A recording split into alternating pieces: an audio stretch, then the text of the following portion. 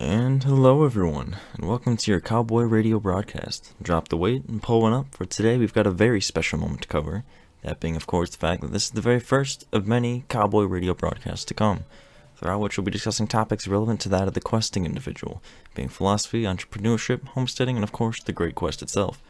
To start today off, I wanted to bring into light the importance that information has on all of us, regardless of any preconceived notions to facts. Without information, we're unable to make assumptions or predictions about the world around us. To see properly what is in front of you, you must be able to discern a background. Otherwise, no information will make itself available to you. So with that imagery, we can now begin to imagine the importance that this duality has in basically every aspect of our lives, ranging from our ideals to how we mentally categorize the world in our heads. Now, I personally find this being the current and most pressing issue we as men of the West face, duly because the constriction today's corporations and governments of the world are having on information is crossing a line at the territory I don't believe anyone can quite be prepared for. Over the past few years, as I am sure many of you have seen, the blatant censorship and manipulation taking hold in our public discourse is staggering. Opinions ranging anywhere outside the mainstream immediately fall into the taboo and offensive category. This is the direct result of motions set in play by big players in the media, banking, entertainment, and political establishments of the world to control people based on their emotions, rather than appeal to their reason. These movers use AI algorithmic technology to collect every piece of data they can scrap up about you or a given subject, and create an artificial rendering of the situation, and make a prediction based on those added facts. This can be seen in almost every aspect of society these days, from browsing the internet, using your phone, driving your car, or even just opening your fridge. Smart technology is not something to be taken lightly, though it's promoted as a convenient and simple tool to help you stay organized. In the bigger picture, it's being used to tuck you into a tighter and tighter box from which you can be more easily controlled and manipulated into believing and thinking and doing things you otherwise normally wouldn't. Social media today is probably the easiest place to look if one is searching for evidence of these algorithms. Everyone has looked at an ad at one point and thought, hey, I was just talking about that. How weird, right? Well, this is because your phone is actually quite literally listening to you. In many regards, it's nearly impossible to avoid all forms of data collection, and in some situations it could even be argued to be beneficial, such as trying to catch traffickers. But it's best to just be aware of what information you're putting out into the world, because even passively interacting with the systems can put you at risk if you're not careful. On that note, be sure to have some sort of VPN, if nothing else, to at least offer yourself some sort of first line of defense. If the issue at hand wasn't already clear, then hopefully now you can start to see the scale of the situation. This is a game that has been being played for generations and is attempting to turn the page of its rulebook that most people are unfortunately a part of. Even some are aware of the fact, yet remain helpless in doing anything, either because of responsibility to their family or some sort of direct social control. We here in the United States have a general blindness when it comes to the outside world, and this is by design. For if we could all really see the island we stand upon, I believe more would put effort into maintaining the general ideas of freedoms and justice we often all take for granted.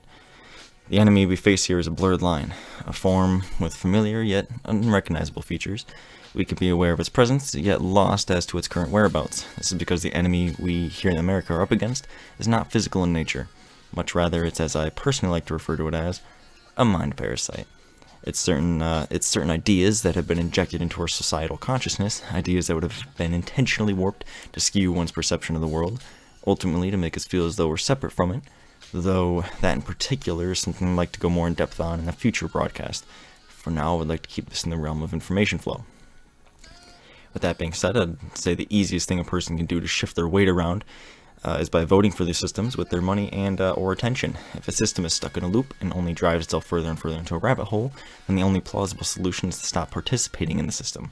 By participating in a system, you give it confidence to it and legitimize its being. By refusing to participate, or even better, by creating an entirely new system with preferred ideals, one can start to create competition in the idea sphere. From my perspective, we as humanity, through the use of the scientific method, have categorized and labeled much of this place, if not arguably most of it. This has given us a great insight as to the deep systems at play both in nature and in ourselves, and we can now see the limitations both of these possess, or that rather we see the looming defeat in the distance more clearly than ever before. And like a teenager who has just learned of mortgages, we consciously choose to ignore the responsibilities at hand and instead lounge around as if we own the place. It's about time we get a grip of ourselves and start taking responsibility back from the powerful establishments we've fueled to keep us running all this time. Even if it can be argued they've helped us get this far, one must recognize the monstrosities they've become over the past couple centuries. The wars, the hate, the division, most of this is caused by institutions using social control to garner strength for efforts of various conflicts. Most people at the core are searching for peace, and until the rat race is put to a halt or at a bare minimum slowed down, we will never see enough people become aware of the fact. This, my friends, is what our goal should be. That is putting action into maintaining the lines of free expression and information, whether through a direct course or alternative efforts. Every little bit adds up.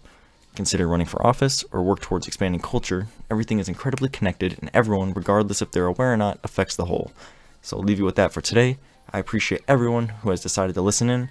Be sure to stay tuned for this weekend for the Vacation IRL podcast, and again next week for another Cowboy Radio broadcast. And signing off for the night, peace.